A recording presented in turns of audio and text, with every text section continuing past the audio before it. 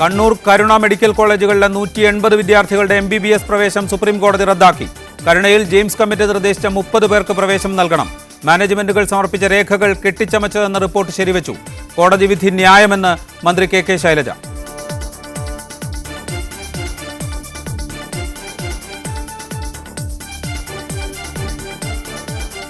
സ്വാഗതം. സ്പെഷ്യൽ എഡിഷനിലേക്ക്. കരുണ കണ്ണൂർ മെഡിക്കൽ കോളേജുകളിലെ വിദ്യാർത്ഥി പ്രവേശം സുപ്രീം കോടതി റദ്ദാക്കി.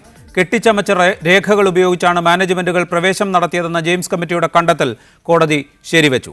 സംസ്ഥാന സർക്കാർ നിർദ്ദേശിച്ച 30 വിദ്യാർത്ഥികൾക്ക് കരുണയിൽ അടുത്ത അധ്യയന വർഷം പ്രവേശം നൽകണമെന്നും കോടതി ഉത്തരവിട്ടു.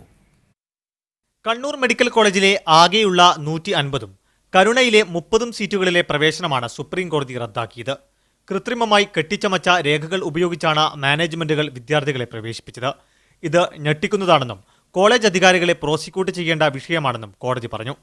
കരുണ കണ്ണൂർ മെഡിക്കൽ കോളേജുകളിലെ പ്രവേശന നടപടികൾ പൂർണ്ണമായും നടപടിക്രമങ്ങൾ ലംഘിച്ചുകൊണ്ടാണെന്ന ജെയിംസ് കമ്മിറ്റിയുടെ കണ്ടെത്തൽ ശരിവച്ചാണ് ജസ്റ്റിസുമാരായ അമിതാവ് റോയിയും അമിത് മിശ്രയും ഇന്ന് വിധി പുറപ്പെടുവിച്ചത്. കരുണ മെഡിക്കൽ കോളേജിലെ 30 സീറ്റുകളിൽ സംസ്ഥാന സർക്കാരും ജെയിംസ് കമ്മിറ്റിയും നിർദ്ദേശിച്ച വിദ്യാർത്ഥികളെ അടുത്ത അധ്യയന വർഷം പ്രവേശിപ്പിക്കണമെന്നും കോടതി ഉത്തരവിട്ടു. കണ്ണൂരിലെ 150 സീറ്റുകളിലും ഈ വർഷം അധ്യയനം നടക്കില്ല. അടുത്ത വർഷം ജെയിംസ് കമ്മിറ്റി മാനദണ്ഡങ്ങൾ പാലിച്ച് പ്രവേശനം നടത്താം.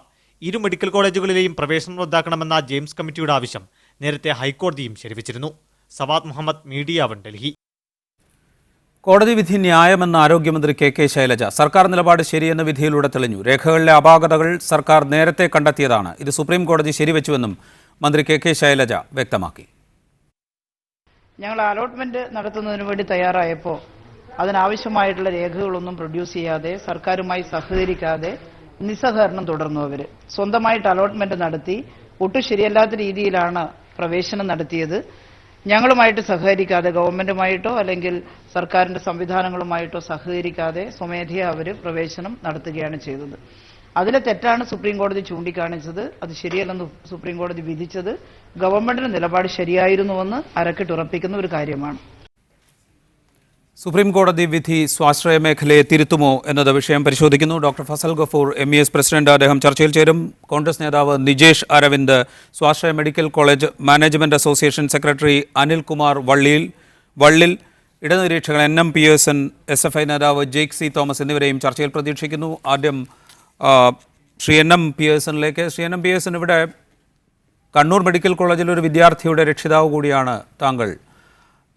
എന്താണ് കോളേജ് മാനേജ്മെന്റ് അവർ കാണിച്ച അലംഭാവമാണോ ഇത്തരമൊരു നടപടിയിലേക്ക് എത്തിയത്? അല്ല, കോളേജ് മാനേജ്മെന്റിന്റെ സമീപനങ്ങൾ തീർച്ചയായിട്ടും പൊതുവെ സ്വീകാര്യമല്ല എന്നുള്ള കാര്യത്തിൽ ഒരു തർക്കവുമില്ല. അതിന്റെ ഒരു പരിണിതിയും അതേപോലെ തന്നെ കാര്യങ്ങൾ കൃത്യമായ രീതിയിൽ പരിശോധിക്കുന്നതിൽ ജെയിംസ് കമ്മിറ്റി വരുത്തിയിരിക്കുന്നതായിട്ടുള്ള വീഴ്ചയും ഇതിൽ വളരെ പ്രകടമാണ് എന്നാണ് എനിക്ക് തോന്നുന്നത്. കാരണം ഞാൻ കേരള ഹൈക്കോടതിയുടെ കോർട്ട് ഓർഡറിന്റെ അടിസ്ഥാനത്തിലാണ് എൻ്റെ മകളെ കണ്ണൂർ മെഡിക്കൽ കോളേജിൽ ചേർക്കുന്നത്.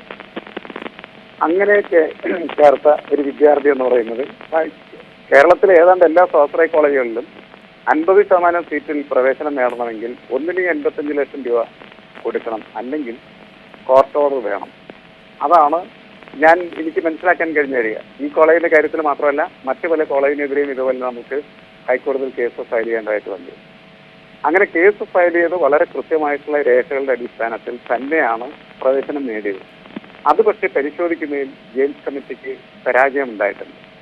ഏതെല്ലാം വിദ്യാർത്ഥികളാണ് മെറിറ്റിന്റെ അടിസ്ഥാനത്തിൽ അവിടെ പ്രവേശനം നേടിയിട്ടുള്ളത്, ആ വിദ്യാർത്ഥികളുടെ പ്രവേശനം നിലനിർത്തുകയും തെറ്റായിട്ടുള്ള രീതിയിൽ ആരെങ്കിലും പ്രവേശനം നേടിയിട്ടുണ്ടെങ്കിൽ അവരുടെ പ്രവേശനം റദ്ദ് ചെയ്യുകയും ചെയ്യുക എന്ന് പറയുന്ന നീതിയുക്തമായിട്ടുള്ള നടപടി എടുക്കുന്നതിൽ ജെയിംസ് കമ്മിറ്റിക്ക് വന്നിരിക്കുന്നതായിട്ടുള്ള പരാജയം ഇതിനകത്ത് വളരെ വ്യക്തമാണ്.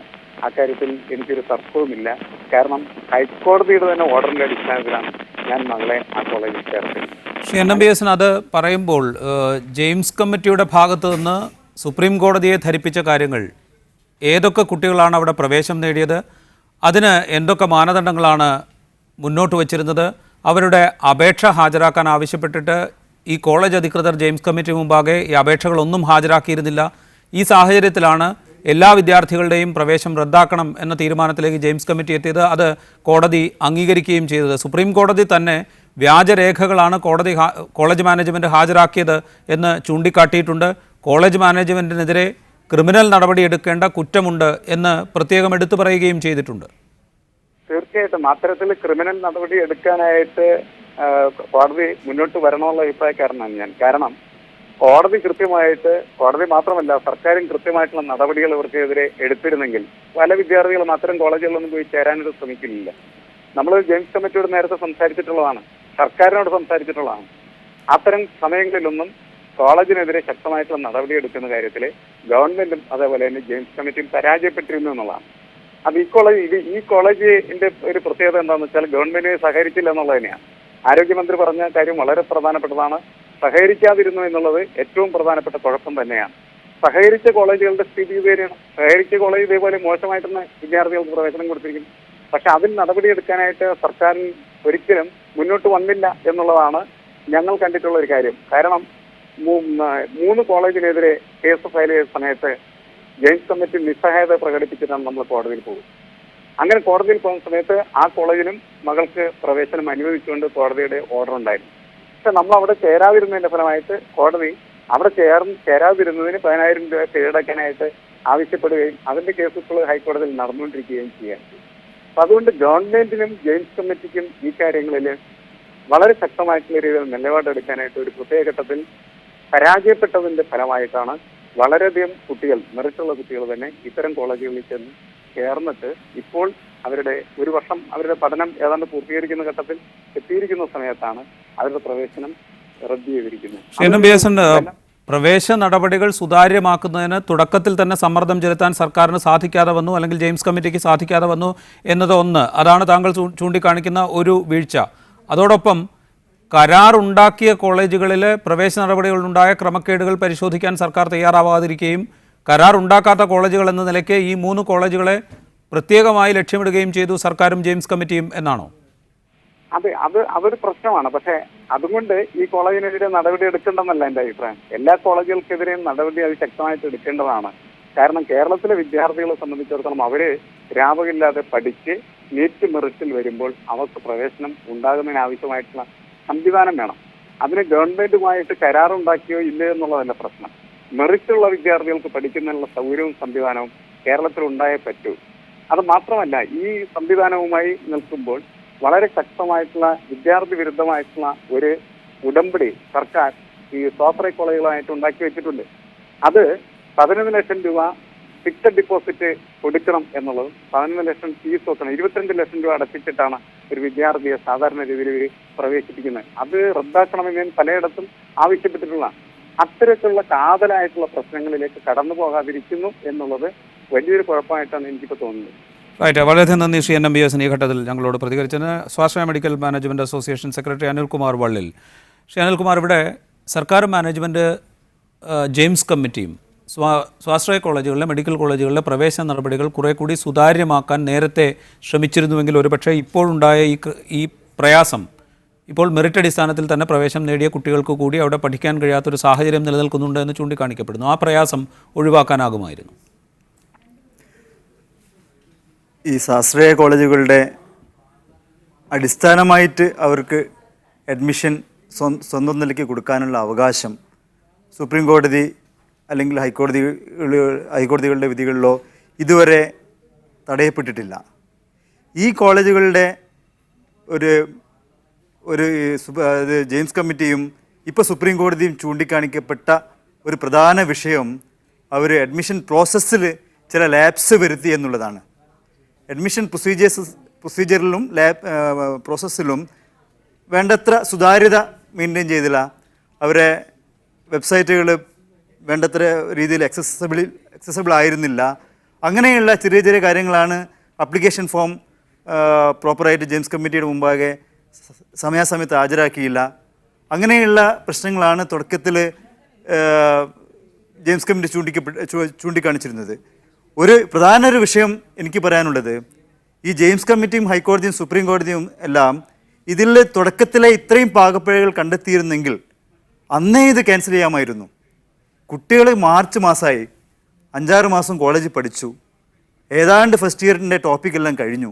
ഇപ്പോൾ അവർക്ക് അഡ്മിഷൻ ക്യാൻസൽ ചെയ്താൽ അവർക്ക് അടുത്ത വർഷം നീറ്റ് എഴുതാനുള്ള ചാൻസ് പോലും നഷ്ടപ്പെട്ടു. ഇപ്പോൾ സുപ്രീം കോടതി സമയാസമയത്ത് അല്ലെങ്കിൽ ജെയിംസ് കമ്മിറ്റി സമയാസമയത്ത് പാലിക്കേണ്ട കാര്യങ്ങൾ കൃത്യമായി ടൈം ഡിലേ ഇല്ലാണ്ട് ചെയ്തിരുന്നെങ്കിൽ ഇത്രയും കുട്ടികളുടെ ഭാവി ഇത്രത്തോളം മോശമാകില്ലായിരുന്നു എന്നാണ് പക്ഷേ ഇക്കാര്യത്തിൽ ജെയിംസ് കമ്മിറ്റി നേരത്തെ തന്നെ ഈ ക്രമവിരുദ്ധമായ നടപടിക്രമങ്ങളാണെന്ന് ചൂണ്ടിക്കാണിക്കുകയും പ്രവേശം റദ്ദാക്കുകയും ചെയ്തിരുന്നു. അത് ഹൈക്കോടതിയിൽ പോയി ഹൈക്കോടതി അത് ശരിവെക്കുകയും ചെയ്തു. പക്ഷേ സുപ്രീം കോടതിയിൽ ചെന്നപ്പോൾ സുപ്രീം കോടതി തൽക്കാലം സ്റ്റാറ്റസ് കോ മെയിൻറ്റെയിൻ ചെയ്യൂ എന്ന നിർദ്ദേശം കൊടുത്തിരുന്നു. അതിൻ്റെ അടിസ്ഥാനത്തിലാണ് അവിടെ വിദ്യാർത്ഥികൾ പഠനം തുടർന്നിരുന്നത്. അന്ന് തന്നെ സുപ്രീം കോടതി പറഞ്ഞിരുന്നു ഇത് അന്തിമ വിധിക്ക് വിധേയമായിട്ടായിരിക്കും എന്ന്. ആ നിലയ്ക്കുള്ള മുന്നറിയിപ്പുകൾ കോടതിയുടെ ഭാഗത്തു നിന്നുണ്ടായിട്ടില്ലേ? കോളേജുകളുടെ കാര്യത്തിൽ കോളേജുകൾ ഇപ്പോഴും വിശ്വസിക്കുന്നത് ഇനിയും ഒരു റിവ്യൂ പെറ്റീഷൻ നിൽക്കും. കാരണം ഇതിൽ സാങ്കേതികത്വം മാത്രമാണ് കോടതി ചൂണ്ടിക്കാണിക്കപ്പെട്ടിരിക്കുന്നത്. അതുകൊണ്ട് ഞങ്ങൾക്ക് അഡ്മിഷൻ ഡയറക്റ്റായിട്ട് കൊടുക്കാനുള്ള റൈറ്റ് അതിനെപ്പറ്റി സുപ്രീം കോടതിയോ അല്ലെങ്കിൽ ഹൈക്കോടതി വിധികളിലോ ഒന്നും പരാമർശിക്കുന്നില്ല.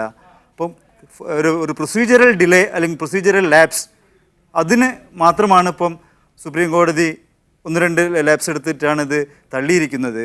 അപ്പോൾ അത് റിവ്യൂവിൽ വീണ്ടും കറക്റ്റ് ചെയ്ത് വരും എന്നുള്ളൊരു വിശ്വാസമൊക്കെ കോളേജ് മാനേജ്മെൻറ്റുകളും അതുമായിട്ട് ബന്ധപ്പെട്ട വക്കീലുമാരും പറയുന്നുണ്ട്. എത്രത്തോളം സാധ്യമാണ് എന്നെല്ലാം നമുക്ക് കണ്ടിട്ട് വെയിറ്റ് ചെയ്തിട്ട് തന്നെ പറയാൻ പറ്റുള്ളൂ. ഇവിടെ സാധാരണ നിലയ്ക്ക് സംഭവിക്കാറുള്ളത് പ്രവേശം നടക്കുന്നു, തർക്കങ്ങൾ ഉണ്ടാകുന്നു, കോടതിയിൽ പോകുന്നു, ഇത്രയും കുട്ടികൾ പ്രവേശം നേടിക്കഴിഞ്ഞിരിക്കുന്നു, അവരുടെ ഭാവിയെ ബാധിക്കുന്ന പ്രശ്നമാണ് എന്ന് ചൂണ്ടിക്കാണിക്കുകയും ഒടുവിൽ അത് അംഗീകരിക്കപ്പെടുകയും ചെയ്യുന്നൊരു സാഹചര്യമാണ് കഴിഞ്ഞ വർഷങ്ങളിലൊക്കെ ഉണ്ടായിരുന്നത്. അതിൽ നിന്ന് ഭിന്നമായൊരു സാഹചര്യം ഇപ്പോൾ ഉണ്ടായിരിക്കുന്നു. സുപ്രീം കോടതി കുറെ കൂടി കർശനമായൊരു നിലപാടെടുത്തിരിക്കുന്നു. സ്വാശ്രയ കോളേജുകളുടെ നടത്തിപ്പിൽ, സ്വാശ്രയ കോളേജുകളുടെ മുന്നോട്ടുള്ള പ്രവർത്തനത്തിൽ ഒരു നിയമം മൂലമുള്ള നിയന്ത്രണം കൊണ്ടുവരണം എന്ന് സംസ്ഥാന സർക്കാർ ആഗ്രഹിക്കുകയോ അതിനുള്ള നടപടികൾ തുടങ്ങുകയോ ചെയ്തിട്ടുണ്ട്. സർക്കാരിന് കുറെ കൂടി ഇടപെടാനുള്ളൊരു അവസരം സുപ്രീം കോടതി വിധി തുറന്നു നൽകുന്നുണ്ട്. സർക്കാർ 2006 മുതൽ ഒരു ആക്ട് ഉണ്ടാക്കിയിട്ടുണ്ട്. 2006 സെൽഫ് ഫിനാൻസിങ് കോളേജിനെ കൺട്രോൾ ചെയ്യാൻ വേണ്ടിയിട്ട് കേരള ഗവൺമെൻറ് ഒരു ആക്ട് പാസ്സാക്കി. ആ ആക്ടിലെ പ്രധാനപ്പെട്ട കാര്യം അതിലെ സെക്ഷൻ 3 ആയിരുന്നു. സെക്ഷൻ 3 എന്ന് പറഞ്ഞു കഴിഞ്ഞാൽ സ്റ്റേറ്റ് കണ്ടക്ട് ചെയ്യുന്ന ഒരു എൻട്രൻസ് എക്സാമിനേഷനിൽ കൂടെ കംപ്ലീറ്റ് സ്റ്റുഡൻസിനെയും സ്റ്റേറ്റിൻ്റെ കൗൺസിലിങ്ങിൽ കൂടെ അതായത് സ്വാശ്രയ മെഡിക്കൽ കോളേജുകളിലേക്ക് അലോട്ട് ചെയ്യണമെന്നായിരുന്നു അതിലെ സെക്ഷൻ 3. ആ സെക്ഷൻ 3 ഉൾപ്പെടെ അതിലെ പ്രധാനപ്പെട്ട് കോളേജുകളെ എഫക്റ്റ് ചെയ്യുന്ന എല്ലാം തന്നെ ഹൈക്കോടതി സ്ട്രൈക്ക് ഡൗൺ ചെയ്തു. 2007 10 വർഷമായി സുപ്രീം കോടതിയിൽ സ്റ്റേറ്റ് ഗവൺമെൻറ് പോയിട്ടുണ്ടെങ്കിലും ഇതുവരെ സ്റ്റേ കിട്ടിയിട്ടില്ല. 2006 ഇതേ ലക്ഷ്യം വെച്ചിട്ടുണ്ടാക്കിയ ഒരു ആക്ട് ഹൈക്കോടതി സ്ട്രൈക്ക് ഡൗൺ ചെയ്തത് സുപ്രീം കോടതിയിൽ 10 വർഷമായിട്ട് ഫൈറ്റ് ചെയ്തിട്ടും പുനഃസ്ഥാപിക്കാൻ പറ്റാതെയോ അതിന് സ്റ്റേ വാങ്ങാൻ പറ്റാത്ത ഒരു സ്ഥിതിയിൽ ഇപ്പോൾ ഒരു പുതിയ ആക്ടുമായി വന്നാൽ അത് വിജയിക്കുന്നൊന്നും ഞങ്ങൾക്കാർക്കും വിശ്വാസമില്ല. പക്ഷേ ആ സാഹചര്യം മാറിയില്ലേ? ഇപ്പോൾ സുപ്രീം കോടതി ഇപ്പോൾ തന്നെ പുറപ്പെടുവിച്ചിരിക്കുന്ന ഗുരുതരമായ ക്രമക്കേടുകൾ സുപ്രീം കോടതി ചൂണ്ടിക്കാട്ടുന്ന ഒരു സാഹചര്യം. പിന്നെ പ്രവേശ പരീക്ഷയുടെ കാര്യത്തിൽ തന്നെ ഒരു പൊതുപ്രവേശ പരീക്ഷയിൽ നിന്ന് വേണം ഇനി അല്ലെങ്കിൽ ആ ലിസ്റ്റിൽ പെടുന്നവർക്ക് മാത്രമേ പ്രവേശം നൽകാവൂ എന്ന വ്യവസ്ഥ നിലവിൽ വന്നിരിക്കുന്നു. ഈ സാഹചര്യം മാറിയിരിക്കുന്നു. അതുകൊണ്ട് പുതിയൊരു നിയമനിർമ്മാണത്തെക്കുറിച്ച് ചിന്തിച്ചാൽ അത് നിലനിൽക്കാനുള്ള സാധ്യത കൂടുതലല്ലേ? അതായത് ഈ സാഹചര്യം മാറിയെന്ന് പറഞ്ഞാൽ എല്ലാ പരീക്ഷകളും എൻട്രൻസ് എക്സാമിനേഷൻസ് എല്ലാം മാറ്റിക്കൊണ്ട് ഒരു നീറ്റ് എന്ന് പറഞ്ഞ എക്സാംസ് വന്നു. അക്രോസ് ഇന്ത്യ ഒരു എൻട്രൻസ് എക്സാം മതി എന്നുള്ള ധാരണയിൽ നീറ്റ് വന്നു. നീറ്റ് വന്നതിൻ്റെ അടിസ്ഥാനത്തിൽ മെഡിക്കൽ കൗൺസിൽ ഓഫ് ഇന്ത്യയുടെ ആക്ട് 10D എന്ന് പറയുന്ന ആ റെഗുലേഷൻസ് ഒന്ന് അമെൻഡ് ചെയ്തു. അതായത് MBBSന് ചേരാനുള്ള മിനിമം യോഗ്യത +2 പ്ലസ് നീറ്റാക്കി. ഇതുവരെ +2 plus any of the entrance examinations conducted by the state or the consortium or any other agency എന്നായിരുന്നു.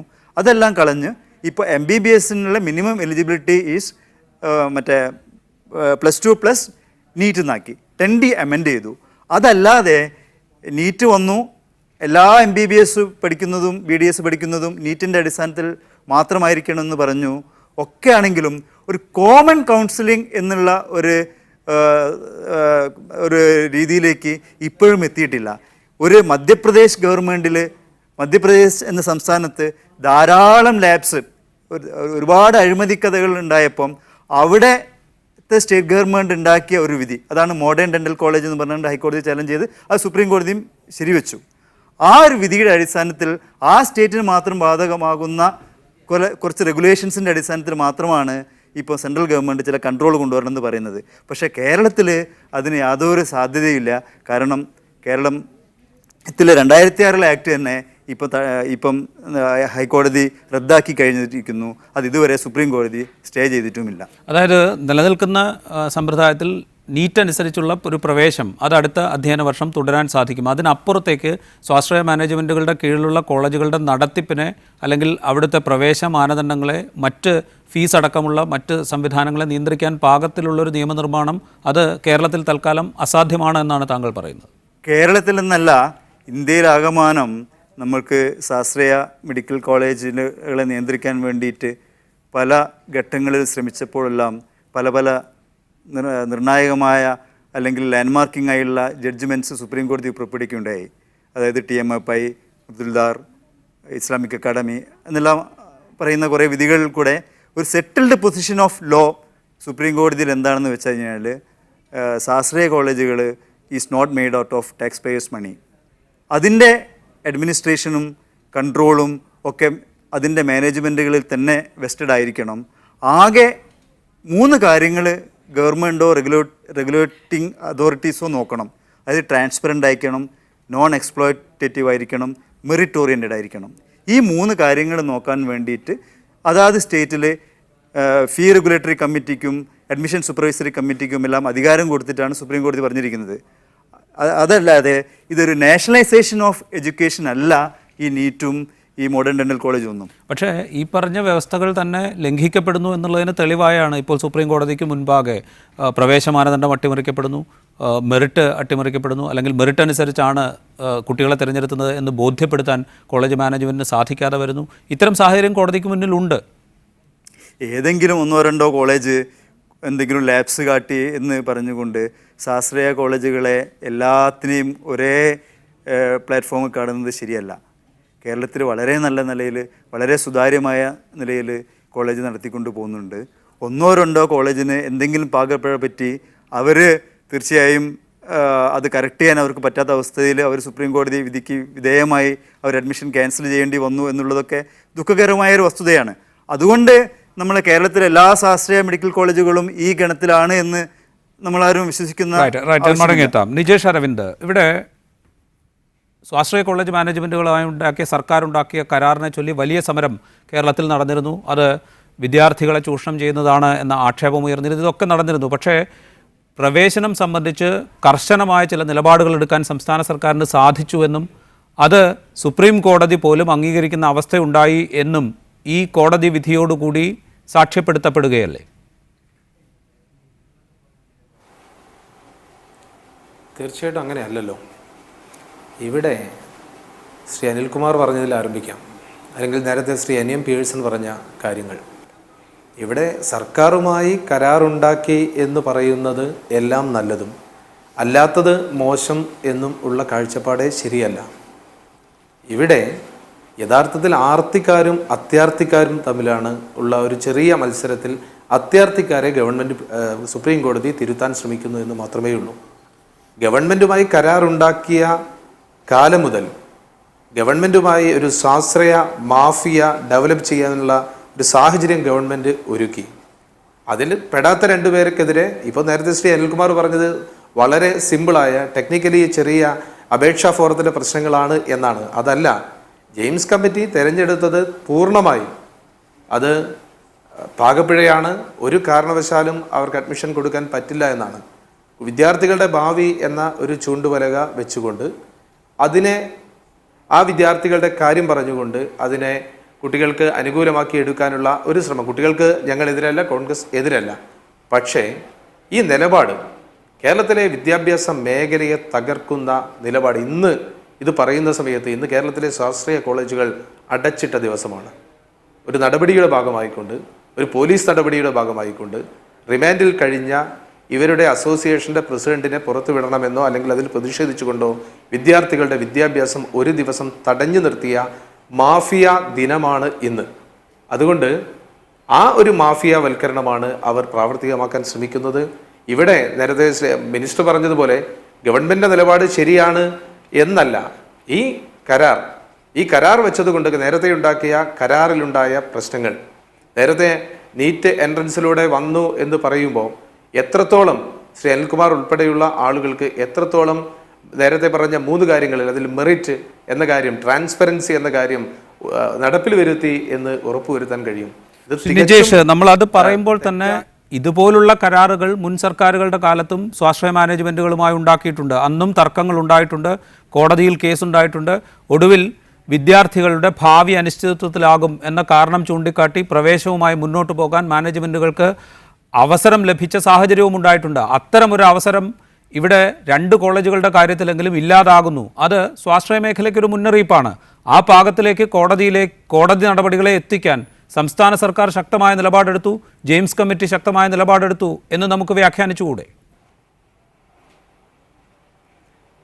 ജെയിംസ് കമ്മിറ്റി നിലപാടെടുത്തു എന്ന് പറയുന്ന കാര്യത്തിൽ ജെയിംസ് കമ്മിറ്റിയുടെ മുന്നിൽ വന്ന പരാതികളുടെ അടിസ്ഥാനത്തിൽ ആ നിലപാടെടുത്തു എന്ന് പറയുന്നതിന് ശരിയാണ്. അവിടെ ഗവൺമെൻറ് എടുത്തു എന്ന് പറയുന്നതിനോട് യോജിപ്പില്ല. സ്വാശ്രയ മേഖല തുടങ്ങിയ കാലം മുതൽ ഇതുപോലെയുള്ള തർക്കങ്ങളുണ്ടായിട്ടുണ്ട്, പരിഹാരങ്ങൾ ഉണ്ടാക്കാനുള്ള ശ്രമമുണ്ടായിട്ടുണ്ട്. പക്ഷേ ഈ ഗവൺമെൻറ് സ്വാശ്രയ മേഖലയുമായി കൂട്ടി വെച്ച് വായിച്ചത് വിദ്യാർത്ഥി വിരുദ്ധപരമായ സമീപനമായിരുന്നു എന്നുള്ളത് വ്യക്തമാണ്. ഗവൺമെൻറ്റുമായി കരാറിൽ ഏർപ്പെടുന്ന കോളേജുകൾക്ക് എന്തുമാവാം എന്നൊരു ധാരണ ഉണ്ടാക്കാൻ ഈ അധ്യയന വർഷം സാധിച്ചിട്ടുണ്ട്. അതിൻ്റെ ബാക്കി പത്രമാണ് ഇന്ന് സ്വാശ്രയ മേഖലയിൽ നടന്നുകൊണ്ടിരിക്കുന്ന കാര്യങ്ങൾ. ഞാൻ നേരത്തെ മുൻ ഗവൺമെൻറ്റുകളുടെ ഭാഗത്തു നിന്ന് ഏതെങ്കിലും രീതിയിലുള്ള പാകപ്പിഴ സംഭവിച്ചിട്ടുണ്ടെങ്കിൽ അതിനെ ന്യായീകരിക്കാൻ വന്നതല്ല. പക്ഷേ കേരളത്തിലെ സ്വാശ്രയ രംഗത്തിന് മൂക്കുകയറിടേണ്ട സമയം അതിക്രമിച്ചിരിക്കുന്നു എന്ന കാര്യത്തിൽ യാതൊരു സംശയവുമില്ല. ഒരു കാരണവശാലും കേരളത്തിലെ വിദ്യാഭ്യാസ രംഗത്ത് വരാൻ പാടില്ലാത്ത വാർത്തകൾ വന്നുകൊണ്ടിരിക്കുന്നു. ആ വാർത്തകൾ ഇത്ര നേരത്തെ ശ്രീ അനിൽകുമാർ പറഞ്ഞ 2006 വിധി വെച്ചുകൊണ്ട് ഇന്നും അവർ സാധൂകരിക്കുന്നത്, കാത്തിരിക്കുന്നത്, പ്രതീക്ഷിക്കുന്നത് കോടതി വിധികളെയാണ്. കഴിഞ്ഞ ജിഷ്ണുവിൻ്റെ വിഷയമുണ്ടായ സമയത്ത് ഗവൺമെൻറ് കൊണ്ടുവരാൻ പോകുന്ന ഒരു സമിതി, ആ സമിതി എവിടെ എത്തിയെന്നോ അല്ലെ ആ സമിതിയെ പ്രാവർത്തികമാക്കില്ല എന്ന സൂചന പോലും അസോസിയേഷൻ സെക്രട്ടറിയുടെ ഭാഗത്ത് ഉണ്ടായത് തന്നെ ഇതിൻ്റെ സൂചനയാണ്. നിജേഷ്, നമ്മൾ ഇക്കാര്യം ചൂണ്ടിക്കാണിക്കുമ്പോൾ തന്നെ സുപ്രീം കോടതി ഇത്ര ശക്തമായൊരു വിധി പുറപ്പെടുവിക്കുന്നു, അഡ്മിഷൻ റദ്ദാക്കാൻ നിർദ്ദേശിക്കുന്നു. 180 വിദ്യാർത്ഥികളുടെ അഡ്മിഷനാണ് റദ്ദാക്കുന്നത്. അതിൽ 30 കുട്ടികളുടെ അഡ്മിഷൻ അടുത്ത അധ്യയന വർഷം ആ കുട്ടികൾക്ക് പ്രവേശനം നൽകണം എന്ന് കണ്ണൂർ മെഡിക്കൽ കോളേജിന് നിർദ്ദേശം കൊടുക്കുന്നു. ഇത്തരമൊരു സാഹചര്യത്തിൽ കുറെ കൂടി ശക്തമായ നിയന്ത്രണങ്ങൾ സ്വാശ്രയ മാനേജ്മെൻറ്റുകൾക്ക് മേൽ ചെലുത്താൻ അടുത്ത അധ്യയന വർഷത്തിൽ ജെയിംസ് കമ്മിറ്റിക്കും സർക്കാരിനുമൊക്കെ സാധിക്കില്ലേ? കൂടുതൽ കോളേജുകളെ സർക്കാരിൻ്റെ ഇംഗിതത്തിനനുസരിച്ചുള്ള കരാറുകളിലേക്ക് കൊണ്ടുവരാൻ സർക്കാരിനും ജെയിംസ് കമ്മിറ്റിക്കും സാധിക്കില്ലേ?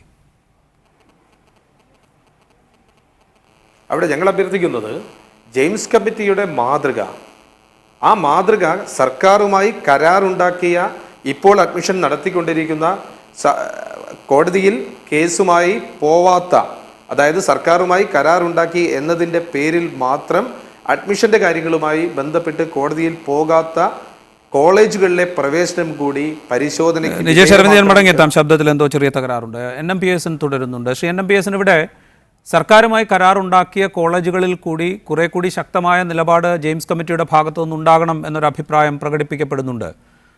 സർക്കാരുമായി കരാറുണ്ടാക്കുക എന്ന് വെച്ചാൽ 50% സീറ്റ് സർക്കാർ മെറിറ്റിലേക്ക് നൽകുക എന്ന ഒരു വ്യവസ്ഥയാണ് സർക്കാർ വെച്ചത്. 50% സീറ്റിലെങ്കിലും മെറിറ്റ് അടിസ്ഥാനത്തിൽ അല്ലെങ്കിൽ സർക്കാർ നിർദ്ദേശിക്കുന്ന വിധത്തിലുള്ള പ്രവേശം ഉറപ്പാക്കാൻ ശ്രമിക്കുക, അത്രയെങ്കിലും സാധിച്ചു ആ കോളേജുകളുടെ കാര്യത്തിൽ. ഇവിടെ മറ്റ് 3 കോളേജുകൾ ഒട്ടും അതിന് സന്നദ്ധത പ്രകടിപ്പിക്കാതെ നിന്നൊരു സാഹചര്യമുണ്ട്. ആ സാഹചര്യത്തിലല്ലേ അവർക്കെതിരെ ശക്തമായൊരു നടപടിക്ക് സർക്കാർ നീങ്ങിയത്, ഒപ്പം ജെയിംസ് കമ്മിറ്റിയും? അല്ല, അവിടെ ഉള്ളൊരു പ്രശ്നം, നമ്മൾ ഈ തൊട്ടടുത്ത സംസ്ഥാനമാണ് കർണാടക എന്ന് പറയുന്നത്. കർണാടക സംസ്ഥാനത്ത് സെൻട്രലൈസ്ഡ് ആയിട്ടാണ് ഈ പ്രോസസ്സ് നടക്കുന്നത്. അവിടെ കോമറ്റ് എന്ന് പറയുന്ന ഒരു സംവിധാനം, അവിടുത്തെ സ്വാശ്രയ കോളേജുകളുടെ ഒരു കൺസെപ്ഷൻ, അവിടെ അവർ ചെയ്യുന്നത് വളരെ വ്യക്തമായിട്ടുള്ള രീതിയിൽ സെൻട്രലൈസ്ഡ് ആയിട്ട് അഡ്മിഷൻ കൊടുക്കുകയാണ് ചെയ്യുന്നത്. അപ്പോൾ ഒരു കുട്ടിക്ക് മെറിറ്റ് ഉണ്ടോ ഇല്ലെന്നുള്ള കാര്യം വളരെ വ്യക്തമായിട്ട് പൊതുസമൂഹത്തിന് അറിയാനായിട്ട് കഴിയും. കേരളത്തിൽ ഒരു കുട്ടിക്ക് ഒരു മെഡിക്കൽ കോളേജിൽ പ്രവേശനം ലഭിച്ചാൽ ആ കുട്ടിക്ക് മെറിറ്റ് ഉണ്ടോ ഇല്ലെന്നുള്ള കാര്യം ആരും അറിയില്ല എന്നുള്ളതാണ് കേരളത്തിലെ സ്വാശ്രയ സംവിധാനത്തിനകത്ത് നിലനിൽക്കുന്ന വലിയ നിഗൂഢതയും തട്ടിപ്പും. സർക്കാർ ആ കാര്യത്തിൽ എന്ത് പറഞ്ഞിട്ടും ഒരു കാര്യമില്ല. സർക്കാർ അതൊക്കെയാണ് മാറ്റേണ്ടത്. ശ്രീ NMPS ഇപ്പോൾ അടുത്ത അധ്യയന വർഷം മുതൽ അല്ലെങ്കിൽ ഈ അധ്യയന വർഷം തന്നെ നീറ്റിൻ്റെ അടിസ്ഥാനത്തിലാണ് നീറ്റിൻ്റെ മെറിറ്റ് പട്ടികയിൽ അല്ലെങ്കിൽ ആ റാങ്ക് ലിസ്റ്റിൽ വന്നവരിൽ നിന്ന് മാത്രമാണ് പ്രവേശനം നടത്താൻ സാധിക്കുക. ആ റാങ്ക് ലിസ്റ്റിൽ ഉൾപ്പെടണം എന്ന വ്യവസ്ഥ മാത്രമേ ഉള്ളൂ എങ്കിൽ പോലും അത് വരുന്നതോടുകൂടി താങ്കൾ ഈ ഉന്നയിക്കുന്ന പ്രശ്നം ഒരു പരിധിവരെ പരിഹരിക്കപ്പെടില്ലേ? അല്ല, നമ്മുടെ പ്രശ്നം അതല്ല. റാങ്ക് ലിസ്റ്റിലെ ഏറ്റവും മികച്ച റാങ്കുകാർക്കാണ് പ്രവേശനം കിട്ടേണ്ടത്. അല്ലെങ്കിൽ റാങ്ക് ലിസ്റ്റിൽ വരുന്ന ആർക്കും പ്രവേശനം എന്ന് പറയുന്നതിൽ എന്താ കഥയിരിക്കുന്നു? അതാണ് ഈ നേരത്തെ മാനേജ്മെന്റ് അസോസിയേഷന്റെ പ്രതിനിധി ഈ ചർച്ചയിൽ പങ്കെടുത്ത് സംസാരിക്കുന്നത് പറഞ്ഞുകൊണ്ടിരുന്നത്. അതായത് റാങ്ക് ലിസ്റ്റിൽ പെട്ടാൽ മതി, അയാൾക്ക് കൊടുക്കാം. 4 ലക്ഷം റാങ്ക് വന്നിരിക്കുന്ന ആളുകൾക്കൊക്കെ പ്രവേശനം കൊടുത്തിട്ടുണ്ടല്ലോ. സർക്കാരുമായി ഒപ്പിട്ട കോളേജുകൾ, സർക്കാർ ഒപ്പിടാത്ത കോളേജ്, എല്ലാവരും ഇതൊക്കെ ചെയ്തിട്ടുണ്ട്. 4 ലക്ഷം റാങ്ക് വന്നിരിക്കുന്ന ആളുകൾ 25,000 30,000 റാങ്ക് വന്നിരിക്കുന്നതായിട്ടുള്ള കുട്ടിക്ക് പ്രവേശനം കൊടുക്കാതിരിക്കുകയും ചെയ്യുന്നു. അവിടെ എന്ത് മെറിറ്റ് എന്നുള്ളത് മാനേജ്മെന്റ് അസോസിയേഷൻ പറയേണ്ട ഒരു കാര്യമാണ്.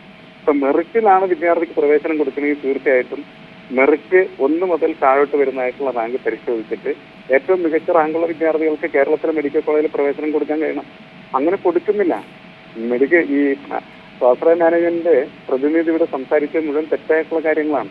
കേരളത്തിലെ ഒരു മെഡിക്കൽ കോളേജിലും സ്വാശ്രയ മെഡിക്കൽ കോളേജിലും നീറ്റ് മെറിറ്റ് അടിസ്ഥാനത്തിൽ അവർ പ്രവേശനം കൊടുത്തിട്ടില്ല. ഒരു തർക്കമില്ലാത്തൊരു കാര്യമാണ്. അവരാ പറയുന്നത് മുഴുവനും വലിയ വങ്കത്തരമാണ് ഇരുന്ന് പറഞ്ഞിരിക്കുന്നത്. മെറിറ്റ് അടിസ്ഥാനത്തിൽ അവർക്ക് പ്രവേശനം കൊടുക്കണമെങ്കിൽ ഞങ്ങളെപ്പോലുള്ള ആളുകൾ ഹൈക്കോടതിയിൽ പോകേണ്ട കാര്യം ഉണ്ടായിരുന്നില്ല. മെറിറ്റ് അടിസ്ഥാനത്തിൽ പ്രവേശനം കൊടുക്കണമെങ്കിൽ സ്വാഭാവികമായിട്ടും മെറിറ്റ് ലിസ്റ്റ് പ്രസിദ്ധീകരിക്കണം. ഇവർ മെറിറ്റ് ലിസ്റ്റ് പ്രസിദ്ധീകരിക്കാൻ തയ്യാറല്ല. മെറിറ്റ് ലിസ്റ്റ് പ്രസിദ്ധീകരിക്കുന്ന സമയത്താണ് ആ മെറിറ്റ് ലിസ്റ്റിൽ നമുക്ക് മികച്ച റാങ്ക് ഉണ്ടെങ്കിൽ നമുക്ക് എന്തുകൊണ്ട് ആ മെറിറ്റ് ലിസ്റ്റിൽ പ്രവേശനം കിട്ടിയില്ല എന്ന് ചോദിക്കാൻ അവസരം ഉണ്ടാവില്ല. കേരളത്തിൽ ഈ കഴിഞ്ഞ വർഷം ഒരു സ്വാശ്രയ മെഡിക്കൽ കോളേജിൽ ആ ലിസ്റ്റ് പുറത്ത് പ്രസിദ്ധീകരിക്കാനായിട്ട് തയ്യാറായില്ല. 2 കോളേജുകാർ ചെയ്തു, അല്ലസറം അതുപോലെ ശ്രീനാരായണ മെഡിക്കൽ കോളേജ്. അവിടെ അത് കണ്ടുപിടിക്കപ്പെടുകയും ഹൈക്കോടതിയിൽ അവർക്കെതിരെ കേസ് വരികയും ആ കേസിന് പോയ എല്ലാ വിദ്യാർത്ഥികൾക്കും ഈ കോളേജുകൾ പ്രവേശനം കൊടുക്കേണ്ടതായിട്ട് വരികയും ചെയ്തു. ശ്രീ NMBSN സർക്കാരുമായി ധാരണയുണ്ടാക്കിയ അല്ലെങ്കിൽ കരാറുണ്ടാക്കിയ കോളേജുകളൊന്നും തന്നെ മെറിറ്റ് ലിസ്റ്റ് ഏത് മെറിറ്റിന് അടിസ്ഥാനത്തിലാണ് പ്രവേശനം നടത്തിയത് എന്ന വിവരം ജെയിംസ് കമ്മിറ്റിയെ പോലും അറിയിച്ചിട്ടില്ല എന്നാണോ? തീർച്ചയായിട്ടും ജെയിംസ് കമ്മിറ്റി അറിയിച്ചിട്ടുണ്ടാവില്ലല്ലോ. ജെയിംസ് കമ്മിറ്റിയെ അറിയിച്ചിട്ടുണ്ടെങ്കിൽ ഈ 4 ലക്ഷം റാങ്കുള്ള വിദ്യാർത്ഥിക്ക് അങ്ങനെ പ്രവേശനം കൊടുക്കാൻ പറ്റില്ല. ഞാൻ മടങ്ങിയെത്താം. ശ്രീ അനിൽകുമാർ, ഇവിടെ ഈ പറയുന്ന വിധത്തിൽ നിങ്ങൾക്ക് കിട്ടിയിരിക്കുന്ന നിർദ്ദേശം അനുസരിച്ച് ഒരുപക്ഷെ നീറ്റ് പട്ടികയിൽ ഉണ്ടായാൽ മതി പ്രവേശനം നൽകാം എന്നതായിരിക്കാം. പക്ഷേ അവിടെ മെറിറ്റ് അട്ടിമറിക്കപ്പെടുന്നു എന്നൊരു പ്രശ്നമുണ്ട്. ഇന്ന് സുപ്രീം കോടതി അത് ചൂണ്ടിക്കാണിക്കുകയും ചെയ്തു. ആദ്യമായിട്ട് ശ്രീ പിയേഴ്സൺ പറഞ്ഞതിന് ഒരു മറുപടി വരട്ടെ. അങ്ങേര് പറഞ്ഞത് ശുദ്ധ അസംബന്ധമാണ്. കേരളത്തിലെ ഞങ്ങളെ അസോസിയേഷൻ്റെ കീഴിലുള്ള Kerala private medical college management അസോസിയേഷൻ്റെ കീഴിലുള്ള എല്ലാ കോളേജുകളും എഗ്രിമെൻ്റ് എഴുതിയ സർക്കാരുമായിട്ട് എഗ്രിമെൻ്റ് വെച്ച എല്ലാ കോളേജുകളും ജെയിംസ് കമ്മിറ്റി പറഞ്ഞിരിക്കുന്ന പ്രകാരം ടോട്ടൽ നമ്പർ ഓഫ് ആപ്ലിക്കൻസിൻ്റെ ലിസ്റ്റ് ആദ്യം പബ്ലിഷ് ചെയ്തു. അതിൽ നിന്നും മെറിറ്റ് അടിസ്ഥാനത്തിൽ ആദ്യം ഒരു റാങ്ക് ലിസ്റ്റ് പബ്ലിഷ് ചെയ്തു. വീണ്ടും അതിൽ എത്ര പേര് വന്നു എന്നുള്ളതിന് ബാക്കിയുള്ള വേക്കൻസീസിൻ്റെ പരിഗണിച്ചിട്ട് വീണ്ടും ഒരു ലിസ്റ്റ് പബ്ലിഷ് ചെയ്തു. അത് കഴിഞ്ഞിട്ട് മാത്രമാണ് സ്പോട്ട് അഡ്മിഷൻ കൊടുത്തിരിക്കുന്നത്. ഈ ബഹുമാനപ്പെട്ട ജെയിംസ് കമ്മിറ്റി ഇതിൽ എന്തെങ്കിലും പാകപ്പിഴ, ഏതെങ്കിലും കുട്ടികൾ എന്തെങ്കിലും പരാതി ഈ അഡ്മിഷൻ പ്രോസസ്സിൽ ഉണ്ടെങ്കിൽ അദ്ദേഹം അത് അതാത് കോളേജിനെ അതാത് സമയത്ത് അറിയിച്ചു. വേണ്ട കറക്റ്റീവ് മെഷേഴ്സ് വളരെ സ്ട്രിക്റ്റായിട്ട് എടുത്തിരിക്കുന്നു കഴിഞ്ഞ വർഷം. അതായത് സർക്കാരുമായി കരാറുണ്ടാക്കി എന്നതുകൊണ്ട് മറ്റ് ആനുകൂല്യങ്ങളൊന്നും സ്വാശ്രയ കോളേജ് മാനേജ്മെൻറ്റുകൾക്ക് ലഭിച്ചിട്ടില്ല എന്നാണ് താങ്കൾ പറയുന്നത്. ഒരു ആനുകൂല്യവും ട്രാൻസ്പെറൻ്റ് അല്ലാതെ അഡ്മിഷൻ കേരളത്തിൽ ഈ പ്രൈവറ്റ് മെഡിക്കൽ കോളേജ് മാനേജ്മെൻറ്റ് അസോസിയേഷൻ്റെ കീഴിലുള്ള ഒരു കോളേജിലും നടന്നിട്ടില്ല എന്ന് എനിക്ക് ആണയിട്ട് പറയാൻ പറ്റും. ഓഫ് കോഴ്സ് ഈ 2 ലിസ്റ്റ് കഴിഞ്ഞിട്ട് ബാക്കി വരുന്ന വേക്കൻറ്റ് സീറ്റ്സിൽ നമുക്ക് സ്പോട്ട് അഡ്മിഷൻ ഇല്ലാണ്ട് വേറെ വഴിയില്ല. വളരെ ലിമിറ്റഡ് സമയമാണ്. എന്നിട്ടും കോളേജുകൾക്ക് ഫില്ല് ചെയ്യാൻ പറ്റാതെ ഗവൺമെൻറ്റിന് സറണ്ടർ ചെയ്തിട്ടുണ്ട് പല കോളേജുകളും. ഈ പറയുന്ന ഫീസും ബാങ്ക് ഗ്യാരണ്ടിയും ഒക്കെ തന്നിട്ട് കുട്ടികൾ ചേരാനില്ലാത്തൊരവസ്ഥ കഴിഞ്ഞ വർഷം വന്നിട്ടുണ്ട്. എന്നിട്ട് ഒരു 10-30 സീറ്റ് പല കോളേജുകളായിട്ട് ഗവൺമെൻറ്റിന് സറണ്ടർ ചെയ്തിരിക്കുകയാണ്. എന്നിട്ട് ഗവൺമെൻറ് ഒരു സ്പോട്ട് അഡ്മിഷനിൽ കൂടെയാണ് ബാക്കി ഫില്ല് ചെയ്തിരിക്കുന്നത്. അപ്പം ഒരു മെറിറ്റിനെ അട്ടിമറിക്കുകയോ ഒരു ട്രാൻസ്പെറൻസി അല്ലാത്ത രീതിയിൽ അഡ്മിഷൻ നടക്കുകയോ കേരളത്തിൽ കഴിഞ്ഞ വർഷവും അതിൻ്റെ മുമ്പത്തെ വർഷവും നിങ്ങളൊന്നും അടുത്തിടെയൊന്നും. പക്ഷേ പൊതുവിൽ സ്വാശ്രയ കോളേജ് മാനേജ്മെൻറ്റുകൾ നടത്താനിടയുള്ള അല്ലെങ്കിൽ നടത്തുന്ന പ്രവേശന രീതി എന്ന് പറയപ്പെടുന്നത് അവർ നേരത്തെ ഒരു ലിസ്റ്റ് ഉണ്ടാക്കുന്നു, അതിനനുസരിച്ച് ഫീസും തലവരിയും ഒക്കെ വാങ്ങി കുട്ടികളെ പ്രവേശിപ്പിക്കുന്നു. ആ കുട്ടികൾ പിന്നീട് നീറ്റിൻ്റെ പട്ടികയിൽ വന്നാൽ അവർക്ക് പ്രവേശനം ലഭിക്കും. ഇതാണ് പൊതുവിൽ നടക്കുന്ന രീതി എന്നാണ് കേൾക്കുന്നത്. അതെല്ലാം ഒരു സാങ്കല്പികമായ ഒരു കെട്ടുകഥ മാത്രമാണ്. ഇപ്പോൾ നമുക്ക് ഈ 2 ലിസ്റ്റിൽ നിന്ന് total list of the applicants in the order of merit നമ്മൾ ആദ്യം തയ്യാറാക്കും. അതിൻ്റെ ആദ്യത്തെ ലിസ്റ്റിലുള്ള ഇപ്പോൾ 100 സീറ്റുള്ള കോളേജാണെങ്കിൽ 52 മാനേജ്മെൻറ്റ് സീറ്റ്, മറ്റേ ഇത്ര സീറ്റ് എന്നെല്ലാം പറഞ്ഞു കണ്ട് NRI സീറ്റ് ഇത്ര എന്നെല്ലാം പറഞ്ഞു കണ്ട് അതിൻ്റെ അടിസ്ഥാനത്തിൽ നമ്മൾ ലിസ്റ്റ് പബ്ലിഷ് ചെയ്യും. ആ ലിസ്റ്റ് പബ്ലിഷ് ചെയ്ത് വെബ്സൈറ്റിലിടും, ജെയിംസ് കമ്മിറ്റിക്ക് അയച്ചു കൊടുക്കും. അത് പ്രകാരം ഇന്ന ദിവസങ്ങൾ ഇൻ്റർവ്യൂ നടത്തും. അതിൽ ആ ഫീസും ബാങ്ക് ഗ്യാരണ്ടി ആയിട്ട് വരുന്ന കുട്ടിക്ക് അഡ്മിഷൻ കൊടുത്തേ പറ്റുള്ളൂ. Right. Doctor Fazal Gafoor MES president, അദ്ദേഹം കൂടി ഈ ചർച്ചയിൽ ചേരുന്നു. ഡോക്ടർ ഫസൽ ഗഫൂർ, ഇന്ന് സുപ്രീം കോടതി പുറപ്പെടുവിച്ച ഉത്തരവ് സ്വാശ്രയ മേഖലയിൽ കൂടുതൽ സുതാര്യത കൊണ്ടുവരാൻ സഹായകമാകുമോ?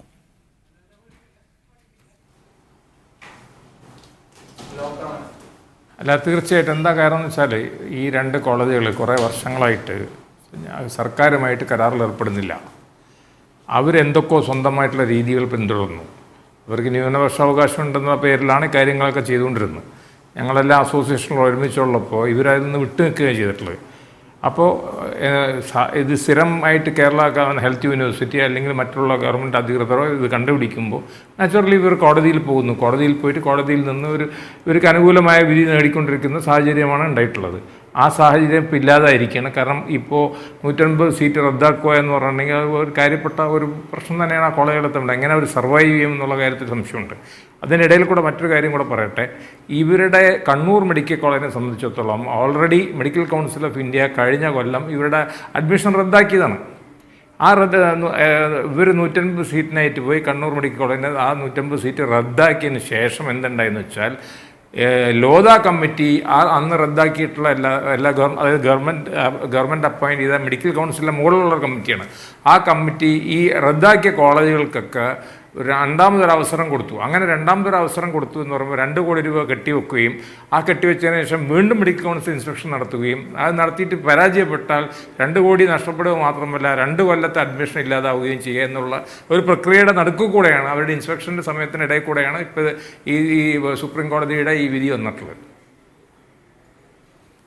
ഡോക്ടർ ഫസൽ ഗഫൂർ, അങ്ങനെയാണെങ്കിൽ ഈ ലോധ കമ്മിറ്റിയുടെ നിർദ്ദേശപ്രകാരം നടത്തിയ പരിശോധനകളിൽ വ്യക്തമായ മാനദണ്ഡങ്ങളും വ്യക്തമായ ക്രമീകരണങ്ങളും നിശ്ചിതമായ ക്രമീകരണങ്ങളും ഒക്കെ പാലിച്ചുകൊണ്ട് അംഗീകാരം നേടിയ കോളേജാണ് കണ്ണൂർ കോളേജ് എന്ന് പറയേണ്ടി വരും. അങ്ങനെയല്ലേ? ഇല്ല, ലോധ കമ്മിറ്റി അതാണ് പറഞ്ഞത്. ലോധ കമ്മിറ്റി ഒന്നും ചെയ്തില്ല. അല്ല, ലോധ കമ്മിറ്റി ഒന്നും ചെയ്തില്ല. ലോധ കമ്മിറ്റി ഇൻസ്പെക്ഷനെ ഓർഡർ ചെയ്തില്ല. ലോധ കമ്മിറ്റി ഇൻസ്പെക്ഷൻ ഇല്ലാതെ അനിലിനറിയാലോ, വിത്തൗട്ട് ഇൻസ്പെക്ഷനാണ് ഇവർക്ക് സാങ്ഷൻ കൊടുത്തത്. എന്നിട്ട് പിന്നെ വീണ്ടും ഒരു ഇൻസ്പെക്ഷൻ നടത്താം എന്നുള്ളതാണ് പറഞ്ഞിട്ടുള്ളത്. അപ്പോൾ ആ നിലക്ക് ഓൾറെഡി ഇപ്പോൾ കണ്ണൂർ മെഡിക്കൽ കോളേജ് പ്രശ്നത്തിലാണ്. കാരണം അതിൻ്റെ ഇൻസ്പെക്ഷൻ്റെ റിപ്പോർട്ട് ഇതുവരെ വന്നിട്ടില്ല. അതിപ്പോൾ അടുത്ത് വരേണ്ടതാണ് എന്നുള്ളതാണ്. അപ്പോൾ അടുത്ത 2 കൊല്ലത്തെ കൂടി ആ കുട്ടികൾ, ഞാൻ പറയാൻ കാരണം ഈ കുട്ടികളുടെ ഭാവിയെ സംബന്ധിച്ചിടത്തോളം അടുത്ത 2 കൊല്ലത്തെ കുട്ടികളുടെ അഡ്മിഷൻ്റെ കാര്യവും പ്രശ്നത്തിലാവും അല്ലെങ്കിൽ ആവാൻ സാധ്യതയുണ്ട് എന്ന് പറയാൻ വേണ്ടിയിട്ടാണ് ഞാനത് പറഞ്ഞത്. ഡോക്ടർ ഫസൽ ഗഫൂർ, അങ്ങനെയാണെങ്കിൽ ഇത്തരം അംഗീകാരങ്ങളൊന്നുമില്ലാതെ അല്ലെങ്കിൽ വേണ്ട രീതിയിലുള്ള പരിശോധനകൾ പൂർത്തിയാക്കാതെ വേണ്ട അനുമതികൾ ലഭ്യമാകാത്ത ഒരു കോളേജിന് എങ്ങനെയാണ് കുട്ടികളെ പ്രവേശിപ്പിക്കാനുള്ള അനുവാദം ലഭിക്കുക? അതിനെങ്ങനെയാണ് നമ്മുടെ സംസ്ഥാന സർക്കാരും അല്ലെങ്കിൽ ജെയിംസ് കമ്മിറ്റിയും ഒക്കെ അനുമതി നൽകുക? അല്ല, ലോധ കമ്മിറ്റി ഇവർക്ക് കണ്ടീഷണലായിട്ട് അനുമതി കൊടുത്തു. ഞാൻ പറഞ്ഞല്ലോ 2 കോടി രൂപ കെട്ടിവെക്കുകയും എൻ്റെ ഓർമ്മ അനിലിനറിയാം ഡീറ്റെയിൽ ഫുള്ളായിട്ട് രണ്ട് ഇൻസ്പെക്ഷൻ നടത്തിയതിന് ശേഷം മാത്രമേ അടുത്ത 2 കൊല്ലം ഇക്കൊല്ലത്തെ അഡ്മിഷൻ അനുവദിക്കുകയും അടുത്ത 2 കൊല്ലത്തേക്കും എന്ന് പറഞ്ഞിട്ട് ചെയ്തില്ല. ആ ഇക്കൊല്ലത്തെ അഡ്മിഷനാണ് ഇപ്പോൾ ഇല്ലാതായിരിക്കുന്നത്. അതേസമയം ഇനി അടുത്ത 2 കൊല്ലത്തെ വിഷയം അത് വരാൻ പോകുന്നുള്ളൂ. കാരണം അത് ഇൻസ്പെക്ഷന് ശേഷം മാത്രമേ മനസ്സിലാവുള്ളൂ അടുത്ത 2 കൊല്ലത്തെ കാര്യം എന്താണെന്നുള്ളത്. അതും കൂടെ വന്നു കഴിഞ്ഞാൽ നമുക്ക് പിക്ചർ ക്ലിയർ ആവുള്ളൂ. അങ്ങനെ അടുത്ത 2 കൊല്ലത്തേൽ പ്രശ്നം പറയുകയാണെങ്കിൽ 3 കൊല്ലത്തേക്കുള്ള കാര്യങ്ങളിൽ പ്രശ്നം വരും എന്നാണ് ഞാൻ പറഞ്ഞത്. റൈറ്റ്. ഇപ്പോൾ സുപ്രീം കോടതി പറഞ്ഞിരിക്കുന്നത് 30 വിദ്യാർത്ഥികളുടെ കാര്യത്തിൽ അടുത്ത അധ്യയന വർഷം അവിടെ പ്രവേശനം നൽകണമെന്ന് സുപ്രീം കോടതി പറഞ്ഞിട്ടുണ്ട്. അങ്ങനെ പറയുമ്പോൾ ഈ പറയുന്ന ലോധ കമ്മിറ്റി നിർദ്ദേശപ്രകാരമുള്ള പരിശോധനകൾ പൂർത്തിയാക്കി അംഗീകാരം ലഭിച്ചാൽ മാത്രമേ ആ വിദ്യാർത്ഥികൾക്കും അവിടെ പ്രവേശനത്തിന് സാധ്യതയുള്ളൂ.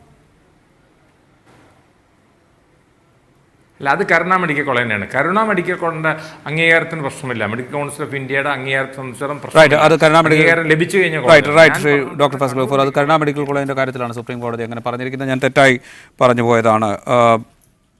ഡോക്ടർ ഫസൽ ഗഫൂർ, ഒരു കാര്യം കൂടി, ഇപ്പോൾ ഈ ഒരു സാഹചര്യം സംസ്ഥാന സർക്കാർ ഒരു പുതിയ നിയമനിർമ്മാണത്തെക്കുറിച്ച് കൂടി ആലോചിക്കുന്നുണ്ട്. അത് സംബന്ധിച്ചുള്ള പ്രാഥമിക ആലോചനകൾക്കായി രാഷ്ട്രീയ പാർട്ടികളുടെ യോഗം വിളിച്ചിരുന്നു. സർക്കാർ മാനേജ്മെൻറ്റ് പ്രതിനിധികളുമായി ചർച്ച നടത്തും എന്നും അറിയിച്ചിട്ടുണ്ട്. പുതിയൊരു സാഹചര്യം, പുതിയൊരു നിയമനിർമ്മാണത്തിനുള്ള സാധ്യതയെ ഏതെങ്കിലും വിധത്തിൽ അനുകൂലമാക്കുന്നുണ്ടോ? ഞാൻ പറയട്ടെ, നിയമനിർമ്മാണം നടത്തുന്നത് ഭയങ്കര പ്രശ്നമാണ്. കാരണം വെച്ചിട്ടുണ്ടെങ്കിൽ ഓൾറെഡി സർക്കാർ ഏകദേശം 10-14 കൊല്ലങ്ങൾക്ക് മുമ്പ് കൊണ്ടുവന്ന സ്വാശ്രയ ബിൽ സുപ്രീം കോടതി സ്റ്റേ ചെയ്ത് ഇപ്പോഴും അതിന് വാദം തുറന്നുകൊണ്ടിരിക്കുകയാണ്. അപ്പോൾ ഇനി പുതിയൊരു ബില്ലാണ് നമ്മൾ കൊണ്ടുവരുന്നത്, പുതിയ നിയമനിർമ്മാണം എന്നുള്ളത്. ആ പുതിയ നിയമനിർമ്മാണം നടത്തുമ്പോൾ അത് ഈ നീറ്റിനെ പറ്റിയിട്ടുള്ളതും മറ്റേ സെൻട്രലൈസ്ഡ് കൗൺസിലിംഗ് എന്നുള്ള കാര്യം എല്ലാം കണക്കിലെടുത്തുകൊണ്ടൊരു നിയമനിർമ്മാണം കൊണ്ടുവരിക എന്ന് പറഞ്ഞാൽ, ഞാനൊരു എക്സാമ്പിൾ പറഞ്ഞുതരാം. ഇപ്പം ന്യൂനപക്ഷ പദവിയുള്ള MES പോലുള്ള സ്ഥാപനങ്ങൾ സർക്കാരുമായിട്ട് കരാറിൽ ഏർപ്പെടുമ്പോൾ SC/ST സംവരണം, OBC സംവരണം ഇതെല്ലാം അനുവദിക്കുന്നുണ്ട്. പക്ഷേ നിയമം വരുമ്പോൾ നിർമ്മാണം നടത്തുകയാണെങ്കിൽ ന്യൂനപക്ഷ പദവിയെ ബാധിക്കുന്ന ഒരു കാര്യമാണ്. അപ്പോൾ അത് സമ്മതിക്കില്ല ഞങ്ങൾ പറയുന്നത്. അപ്പം അങ്ങനെയാണെങ്കിൽ ന്യൂനപക്ഷമായിട്ട് ഞങ്ങൾക്ക് പെരുമാറാൻ പറ്റുള്ളൂ, 100 സീറ്റ് എന്നുള്ള കാര്യത്തിലോട്ട് ഞങ്ങൾ പോകേണ്ടി വരും. ഞങ്ങൾക്ക് പോകാൻ താല്പര്യമില്ല, പക്ഷേ അത് ഞങ്ങളുടെ ഒരു അവകാശത്തെ ഹനിക്കലായി മാറും എന്നുള്ളതുകൊണ്ട് അത് ഞങ്ങൾക്ക് അതിന് വഴങ്ങാൻ പറ്റില്ല. കാരണം ഞങ്ങൾ മറ്റുള്ള കോളേജുകളെ അത് ബാധിക്കും. അപ്പോൾ ഇത് എങ്ങനെ ഗവൺമെൻറ് ഇത് കൈകാര്യം ചെയ്യുന്നുള്ളത് വളരെ സങ്കീർണമാണ്. അതുകൊണ്ടാണ് ബഹുമാനപ്പെട്ട മുഖ്യമന്ത്രി സർവകക്ഷി യോഗം വിളിച്ചത് ഈ മാറ്ററിൽ. ഇനി അതിൽ പങ്കെടുക്കാത്ത കോൺഗ്രസിൻ്റെയും ലീഗിൻ്റെയൊക്കെ നേതാക്കന്മാരായിട്ട് ഞങ്ങൾ ആശയവിനിമയം നടത്തിയിട്ടുണ്ട്, ഇതിനൊരു പരിഹാരം ഉണ്ടാക്കണം എന്നുള്ള നിലക്ക്. പക്ഷേ എന്താണ് പരിഹാരം എന്നുള്ളതിനെ പറ്റിയിട്ട് ആർക്കും വ്യക്തമായിട്ടുള്ളൊരു ധാരണയില്ല. കാരണം ഈ 50-50 എന്നുള്ളതിൽ ഒരുപാട് അംശങ്ങളുണ്ട്. ഉദാഹരണം, ന്യൂനപക്ഷങ്ങളുടെ ഒരു 15 സീറ്റ് സംവരണമുണ്ട്, അതിൽ OBC സംവരണമുണ്ട്, അതിൽ SC/ST സംവരണമുണ്ട്. അതിനെല്ലാം പുറമെ ഏറ്റവും പാവപ്പെട്ട നമ്മുടെ BPL താഴെയുള്ള കുട്ടികൾക്കുള്ള സംവരണമുണ്ട്. ഇതിൽ ഈ BPL സംവരണം ഒന്നും ഒരു നിയമത്തിൽ കൊണ്ടുവരാൻ പറ്റില്ല. നിയമപ്രകാരം BPL സംവരണം ഇന്ത്യയിലെ സാമ്പത്തിക സംവരണം ഇന്ത്യയിൽ കോടതി സമ്മതിക്കുന്നില്ല. ഇതെല്ലാം കരാറിലൂടെ വരണമാണ്. അപ്പോൾ ഇതെല്ലാം ഉൾക്കൊള്ളിച്ചുകൊണ്ട് എങ്ങനെ ഒരു നിയമനിർമ്മാണം നടത്താൻ പറ്റും എന്നുള്ള കാര്യം എനിക്കറിയില്ല. ഡോക്ടർ ഫസൽ ഗഫൂർ, ഇപ്പോൾ ഇന്ന് സുപ്രീം കോടതി ഈ 2 കോളേജുകളുടെ കാര്യത്തിലാണെങ്കിൽ പോലും ചൂണ്ടിക്കാണിച്ച ഒരുപാട് സംഗതികളുണ്ട്. ട്രാൻസ്പെറൻസി ഇല്ല, മെറിറ്റ് കൃത്യമായി ഫോളോ ചെയ്യുന്നില്ല, കൃത്രിമമായ രേഖകൾ ചമച്ചിരിക്കുന്നു, അങ്ങനെ ക്രമക്കേടുകളുടെ ഒരു പട്ടിക, ക്രിമിനൽ കുറ്റം നിങ്ങൾക്ക് മേൽ ചുമത്താൻ പാകത്തിലുള്ള തെറ്റ് നിങ്ങളുടെ ഭാഗത്തുനിന്നുണ്ടായിട്ടുണ്ട് എന്ന് സുപ്രീം കോടതി ചൂണ്ടിക്കാണിക്കുന്നുണ്ട്. ഇത്തരം അനഭിലഷണീയമായ പ്രവണതകൾ നിലനിൽക്കുന്നു എന്നത് തന്നെ നിയമപ്രകാരം ഈ സ്ഥാപനങ്ങളെ കുറെ കൂടി ഉത്തരവാദിത്വത്തോടുകൂടി പ്രവർത്തിക്കാൻ പാകത്തിലേക്ക് കൊണ്ടുവരേണ്ടതുണ്ട് എന്നതിനുള്ളൊരു സൂചനയല്ലേ? അത് ചൂണ്ടിക്കാണിച്ചാൽ സംസ്ഥാന സർക്കാരിന് ഒരു നിയമ നിർമ്മാണത്തിലേക്ക് കടന്നുകൂടെ? അല്ല, തീർച്ചയായിട്ടും സർക്കാരിനൊരു നിയമനിർമ്മാണത്തിലോട്ട് നടത്തണം. അതിന് ഞങ്ങൾ താല്പര്യപ്പെടുന്നുണ്ട്, ഞങ്ങൾക്ക് എതിരല്ല. പക്ഷെ ഞാൻ അതിൻ്റെ നിയമവശങ്ങളാണ് പറഞ്ഞു തന്നത്. ഞാൻ നിങ്ങളോട് പറഞ്ഞു തന്നല്ലോ. ഉദാഹരണമായിട്ട് ന്യൂനപക്ഷ കോളേജിൽ നിങ്ങൾക്ക് സംവരണം നടപ്പാക്കാൻ പറ്റില്ല, OBC സംവരണം നിയമത്തിനെതിരാണ്. ന്യൂനപക്ഷ കോളേജുകളിൽ സംവരണം നടപ്പാക്കാൻ ഗവൺമെൻറ് പറ്റില്ല, ഞങ്ങൾക്ക് സ്വയമേധ കൊടുക്കാൻ പറ്റും. അതേമാതിരി തന്നെ ഈ BPL താഴെയുള്ള കുട്ടികൾക്കുള്ള ഈ സംവരണം, അത് 25,000 രൂപ ഫീസിന്, അത് ഇടത്ത് UDF ആയാലും LDF ആയാലും 2 ഗവൺമെൻറ്റുകളുടെ കാലത്തും ആ 25,000-ന് താഴത്ത് പഠിച്ചിരുന്ന കുട്ടികൾക്കൊരു സംവരണമുണ്ട്. അങ്ങനത്തെ ഒരു സംവരണം ഗവൺമെൻറ് കോളേജിൽ പോലും ഇല്ലല്ലോ. ഗവൺമെൻറ് കോളേജുകളിൽ അങ്ങനെ BPL-തായുള്ളവർക്ക് എന്ന് പറഞ്ഞിട്ടൊരു സംവരണം ഇല്ല. അപ്പോൾ ആ തരത്തിലുള്ള അഡ്ജസ്റ്റ്മെൻറ്റുകളൊക്കെ ഇല്ലാതാവും എന്നുള്ളതാണ് പ്രശ്നം ഒന്ന്. പിന്നെ രണ്ടാമത്, നിങ്ങളെല്ലാം വളരെ ഘോഷിക്കുന്നുണ്ട് നീറ്റിനെ പറ്റി.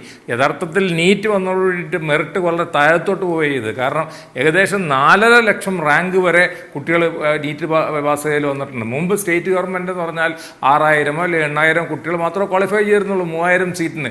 ഇതിപ്പോൾ 4.5 ലക്ഷം വരെ ഉള്ള റാങ്കുള്ള കുട്ടികൾ നീറ്റിലൂടെ വന്നിട്ടുണ്ട്. അത്രയും ഈസിയായി. കാരണം അത് 50% അല്ല നീറ്റിലുള്ളത്. സ്റ്റേറ്റ് ഗവൺമെൻറ്റിൽ 50% ആണ്, മറ്റതിൽ 50%ാണ്. അതായത് ഞാൻ വ്യക്തമാക്കി തരാം. ഇപ്പോൾ 90 മാർക്കാണ് ഹയസ്റ്റ് മാർക്ക് എന്നുണ്ടെങ്കിൽ അപ്പോൾ ഏറ്റവും മിനിമം മാർക്ക് അവിടെ 45 ആവുന്നു. 80 ഹയസ്റ്റ് മാർക്കെങ്കിൽ 40 മാർക്കാവുന്നു ക്വാളിഫിക്കേഷൻ മാർക്ക്. ആ തരത്തിലാണ് നീറ്റ് വീഴുന്നത്. അതുകൊണ്ട് നീറ്റ് ഒരു മഹാസംഭവമാണെന്ന് വിചാരിച്ചത് നേരെ വിപരീതമായിട്ടാണ് വന്നിരിക്കുന്നത്. ഞാൻ മടങ്ങിയെത്താം. നിജേഷ് അരവിന്ദ്, ഇവിടെ താങ്കൾ തന്നെ നേരത്തെ സംസാരിച്ചപ്പോൾ സ്വാശ്രയ മേഖലയിൽ നിലനിൽക്കുന്ന മറ്റ് അനഭിലഷണീയമായ പ്രവണതകളെക്കുറിച്ച് സൂചിപ്പിച്ചു. സ്വാശ്രയ മേഖലയിൽ നിന്ന് വരുന്ന വാർത്തകളെക്കുറിച്ചും അല്ലെങ്കിൽ അവിടെ നിന്ന് റിപ്പോർട്ട് ചെയ്യപ്പെടുന്ന മറ്റ് ക്രമക്കേടുകളെക്കുറിച്ചുമൊക്കെ സൂചിപ്പിച്ചിരുന്നു. ഈ സാഹചര്യത്തിൽ പുതിയൊരു നിയമനിർമ്മാണത്തിന് സംസ്ഥാന സർക്കാർ മുൻകൈ എടുക്കുന്നുണ്ട്. അതിന് വിളിച്ച സർവകക്ഷി യോഗത്തിൽ നിന്ന് കോൺഗ്രസും ലീഗും അടക്കമുള്ള കക്ഷികൾ വിട്ടുനിൽക്കുകയാണ് ചെയ്തത്. നേരത്തെ അറിയിച്ചില്ല എന്ന ന്യായം പറഞ്ഞാണ് വിട്ടുനിന്നത്. ഈ പുതിയ സുപ്രീം കോടതി ഉത്തരവിൻ്റെ കൂടി പശ്ചാത്തലത്തിൽ അത്തരം നിയമ നിർമ്മാണത്തിന് പ്രസക്തിയുണ്ട് എന്ന് കോൺഗ്രസ് കരുതുന്നില്ലേ? അതിന് കോൺഗ്രസിൻ്റെ പിന്തുണ ഉണ്ടാകേണ്ടതല്ലേ? തീർച്ചയായിട്ടും സ്വാശ്രയ മേഖലയിലെ പുതിയ നിയമം, അത് വിദ്യാർത്ഥിക്ക് വേണ്ടിയുള്ള ഒരു നിയമം, ആ നിയമത്തിൽ കോൺഗ്രസ് വിട്ടുനിൽക്കുന്ന പ്രശ്നമില്ല. സർവകക്ഷി യോഗത്തിൽ കൃത്യമായി അറിയിക്കാത്തത് കൊണ്ടും അതിനുള്ള പ്രിപ്പറേഷനുള്ള സമയം കിട്ടാത്തത് കൊണ്ടും മാത്രമാണ് വിട്ടുന്നത്. ഇവിടെ തന്നെ കാര്യം വ്യക്തമാണ്. ശ്രീ ഫസൽ ഗഫൂർ പറഞ്ഞു, ഈ 2 കോളേജുകൾ, ഈ കോളേജുകൾ ഇവരിൽ നിന്ന് മാറി നിൽക്കുന്ന കോളേജാണ് എന്ന് വളരെ കൃത്യമായിട്ട് പറഞ്ഞു. ശ്രീ അനിൽകുമാർ നേരെ തിരിച്ചു പറഞ്ഞു, ഇത് തികച്ചും സാങ്കേതികമായ ചില പ്രശ്നങ്ങൾ കൊണ്ട് മാത്രമാണ് അവർ മാറി നിൽക്കുന്നത് എന്ന്. വരികൾക്കിടയിൽ കൂടി ഒരു കാര്യം കൂടി പറഞ്ഞു ഫസൽ ഗഫൂർ, അതിന്റെ പ്രാക്ടിക്കലായ കാര്യങ്ങളെ പറ്റി ഒരു പ്രയാസമുണ്ട്. പക്ഷേ അതിനിടയിൽ പറഞ്ഞ ഫസൽ ഗഫൂർ അല്ല, ശ്രീ മാനേജ്മെന്റ് അസോസിയേഷന്റെ പ്രതിനിധി പറഞ്ഞ കാര്യം, കോടതി വിധിയെ, കോടതിയുടെ ഉത്തരവുകളെ, കോടതിയുടെ കാര്യങ്ങളെ ഞങ്ങൾക്ക് കീഴിലേക്ക് കൊണ്ടുവരാനുള്ള പഴുതുകൾ ഉണ്ട് എന്ന് കൃത്യമായിട്ട് പറഞ്ഞിട്ടുണ്ട്. അപ്പൊ അതുകൊണ്ട് ഞാൻ നേരത്തെ പറഞ്ഞ അനഭിലഷണീയമായ ഒരു പ്രക്രിയ സ്വാശ്രയ മേഖലയിൽ നടക്കുന്നു എന്നതൊരു യാഥാർത്ഥ്യമാണ്. പൂച്ചയ്ക്ക് ആര് മണി കെട്ടും എന്നുള്ളതാണ്. അത് മണി കെട്ടിയേ മതിയാകൂ. ശ്രീ ഫസൽ ഗഫൂറിന്റെ സാന്നിധ്യത്തിൽ വെച്ചുകൊണ്ട് തന്നെ പറയട്ടെ, ഇന്ന് കേരളത്തിൽ സംഭവിച്ച ഈ ദിവസം, ഇന്ന് വിദ്യാർത്ഥികൾ വളരെ നിസ്സാരമായ കാര്യങ്ങൾക്ക് വേണ്ടി വിദ്യാർത്ഥികളോട് കണിശമായ നിലപാടെടുക്കുന്ന സ്ഥാപനങ്ങൾ ഒരു ദിവസത്തിന് ഒരു പോലീസ് നടപടിയുടെ പേരിൽ വിദ്യാർത്ഥികളുടെ വിദ്യാഭ്യാസത്തെ നിഷേധിച്ചു. ആ ഒരു അഹന്ത ഉള്ള ഒരു സ്വാശ്രയ വിദ്യാഭ്യാസ സ്ഥാപനങ്ങൾ കേരളത്തിൽ ഉണ്ടായി എന്നുള്ളത് യാഥാർത്ഥ്യമാണ്.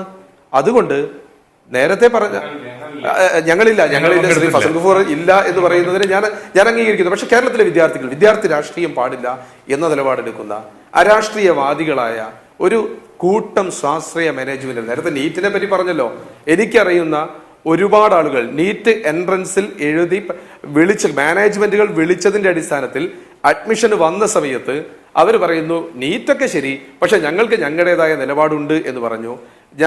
എൻ്റെ കൂടി സാന്നിധ്യത്തിൽ നേരത്തെ ജെയിംസ് കമ്മീഷൻ പരാതി കൊടുത്ത കരാർ ഒപ്പിട്ട കോളേജുകളുണ്ട്. അതൊന്നും നടപടിയിലേക്ക് പോയിട്ടില്ല. 2 കോളേജുകളിൽ മാത്രമാണ് നടപടികളിലേക്ക് പോയിട്ടിരിക്കുന്നത്. അതുകൊണ്ടാണ് ഞാൻ പറഞ്ഞത്, ഒപ്പിട്ടു എന്നുള്ളത് കൊണ്ട്, ഗവൺമെന്റുമായി കരാർ ഒപ്പിട്ടു എന്നുള്ളത് കൊണ്ട് അത് നമ്മുടെ കോൺട്രാക്ട് സർട്ടിഫിക്കറ്റ് അല്ല എന്ന് മനസ്സിലാക്കണം. അതിന് വളരെ വ്യക്തമായിക്കൊണ്ട് കേരളത്തിലെ വിദ്യാഭ്യാസ രംഗത്ത് നല്ല സ്ഥാപനങ്ങളില്ല എന്നല്ല പറയുന്നത്. കൃത്യമായി ഫീസ് വലുതാക്കി വർദ്ധിപ്പിച്ച സമയത്ത് ഞങ്ങൾക്ക് വേണ്ട എന്ന് പറഞ്ഞ മാനേജ്മെന്റുകൾ ഉള്ള നാട് തന്നെയാണ് കേരളം. SC റിസർവേഷൻ കൊടുക്കാം, ഞങ്ങൾക്ക് ന്യൂനപക്ഷ പദവിയുണ്ട്, പക്ഷേ SC റിസർവേഷൻ കൊടുക്കാൻ ഞങ്ങൾ തയ്യാറാണ് എന്ന് പറയുന്ന സ്ഥാപനങ്ങളുള്ള സ്ഥലമാണ് കേരളം. എന്നാൽ ഒരു മെറിറ്റും ഞങ്ങൾക്ക് ബാധകമല്ല എന്ന് പറയുന്ന മാനേജ്മെന്റുകളും ഉണ്ട്. അവിടേക്ക് രാഷ്ട്രീയ നേതൃത്വം എത്തണമെങ്കിൽ ഒരല്പം കൂടി മുന്നോട്ട് പോകേണ്ടിയിരിക്കുന്നു. കാരണം ഇടിമുറികൾക്ക് അപ്പുറത്തേക്ക് ഞാനിത് പറഞ്ഞുകൊണ്ടിരിക്കുമ്പോൾ നമ്മുടെ ക്വാളിറ്റി, കേരളത്തിലെ മെഡിക്കൽ കോളേജ് മാറ്റിവെച്ചുകൊണ്ട് സ്വാശ്രയ മേഖലയിൽ പറയുന്നു, എഞ്ചിനീയറിംഗ് കോളേജിൽ നമ്മൾക്ക് ക്യാമ്പസ് സെലക്ഷൻ നടക്കുന്ന എത്ര കോളേജുകളുണ്ട് കേരളത്തിലെ 10 അധ്യാപകൻ വേണ്ടിടത്ത് 100 അധ്യാപകൻ കടന്നു പോകുന്ന വിദ്യാഭ്യാസ സ്ഥാപനങ്ങളാണ് കേരളത്തിലുള്ളത്. കാരണം ശമ്പളം കൊടുക്കുന്നില്ല.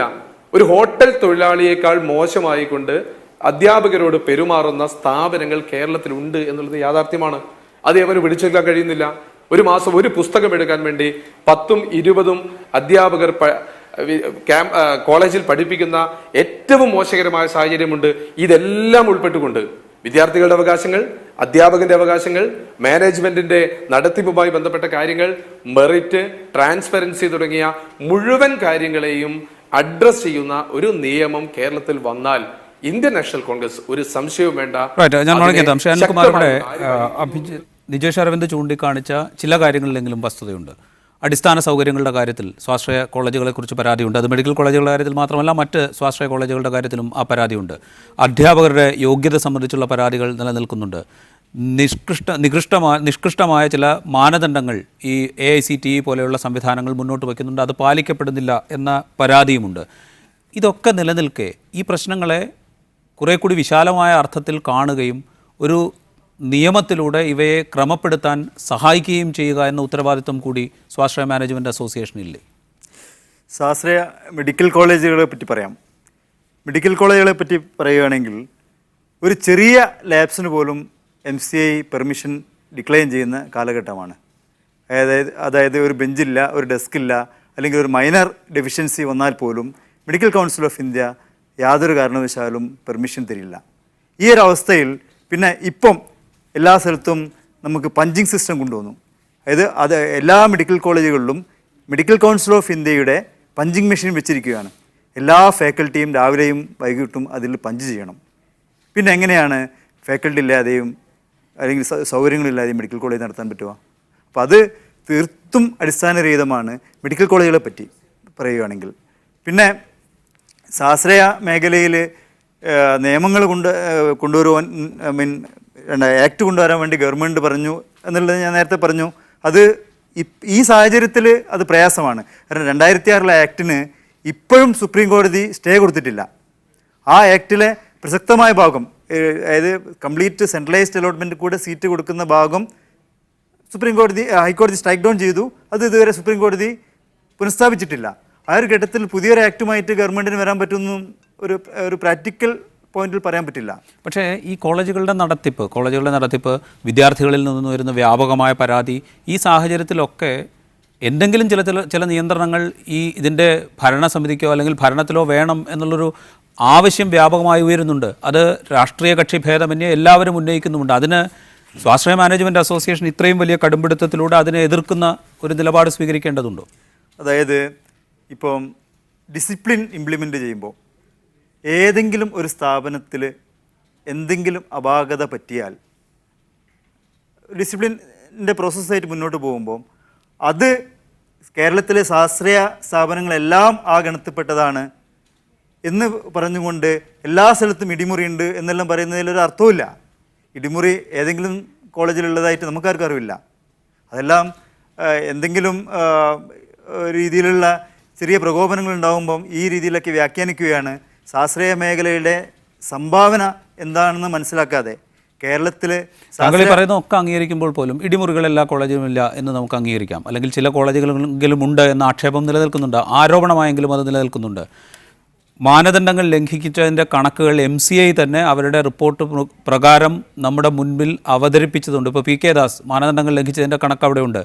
മറ്റ് കോളേജുകൾക്ക് രജിസ്ട്രേഷൻ അല്ലെങ്കിൽ അംഗീകാരം പുതുക്കി കൊടുക്കുമ്പോൾ തന്നെ അവിടുത്തെ ന്യൂനതകൾ MCI ചൂണ്ടിക്കാണിക്കുന്നുണ്ട്. ഇതൊക്കെ കാലാകാലമായ റിപ്പോർട്ടുകളിൽ നമ്മുടെ മുന്നിലുണ്ട്. പക്ഷേ അത് പരിഹരിക്കപ്പെടാതെ നിൽക്കുന്നൊരു സാഹചര്യമുണ്ട്. ഇത്തരം വസ്തുതകൾ മുന്നിൽ നിൽക്കെ ചില ക്രമീകരണങ്ങളെങ്കിലും വേണ്ടതുണ്ട്, അതിന് ചില വ്യവസ്ഥകൾ ആവശ്യമുണ്ട് എന്ന് സർക്കാർ തീരുമാനിച്ചാൽ അതിനോട് സഹകരിക്കുകയല്ലേ മാനേജ്മെൻറ്റ് അസോസിയേഷൻ ചെയ്യേണ്ടത്? അല്ല, മാനേജ്മെൻറ്റ് അസോസിയേഷൻ കാലാകാലമായിട്ട് കേരളത്തിൽ സർക്കാരിനോട് സഹകരിച്ചിട്ട് മാത്രമേ ഉള്ളൂ.